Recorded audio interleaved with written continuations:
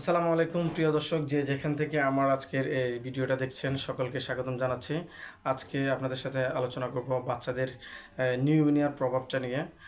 আমরা অনেক সময় সচেতন থাকি না এই বিষয়গুলো নিয়ে। আপনার কখন বুঝবেন আপনার বাচ্চাটার নিউমোনিয়ার প্রভাব হচ্ছে?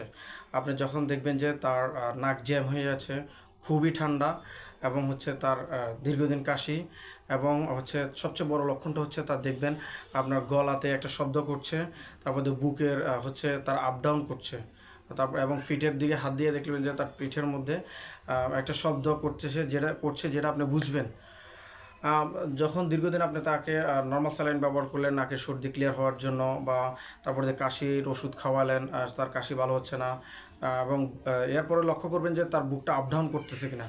যখন দেখবেন যে সেটা করছে, অবশ্যই আপনি তাকে নেবুলাইজেশন দিবেন। ডক্টরের পরামর্শ অনুসারে, চিকিৎসকের পরামর্শ অনুসারে তাকে প্রিকশনগুলো নেবেন। যখন দেখবেন যে তার বুক ডাউনটা হচ্ছে, আপ ডাউনটা বেশি হচ্ছে, এবং তার শব্দটা যে কফ জমে থাকলে যে শব্দগুলো বেশি হয়, এই শব্দগুলো হচ্ছে, তখনই দ্রুত আপনি তাকে নেবুলাইজেশন আর ব্যবস্থা করবেন। নেবুলাইজেশন দেওয়ার সাথে সাথে আপনি অবশ্যই একজন বিশেষজ্ঞ চিকিৎসকের পরামর্শ নেবেন এবং তাকে দ্রুত হসপিটালাইজেশন করবেন। কারণ নিউমোনিয়া হচ্ছে একটা মারাত্মক রোগ বাচ্চাদের জন্য, এবং খুবই ভয়ঙ্কর একটা বিষয়। বাচ্চাদেরকে এক্ষেত্রে দূরে রাখতে হবে। মাদের একটা সচেতন হতে হবে। যখন মারা বাচ্চাটাকে গোসল করে আসবেন, মারা অবশ্যই বাচ্চাটাকে তখন ফিডিং থেকে একটু যাতে গরম হয়ে আপনি তখন বাচ্চাটাকে ফিডিং করতে যাবেন। ঠান্ডা অবস্থা বাচ্চাটাকে ফিডিং করাতে যাবেন না।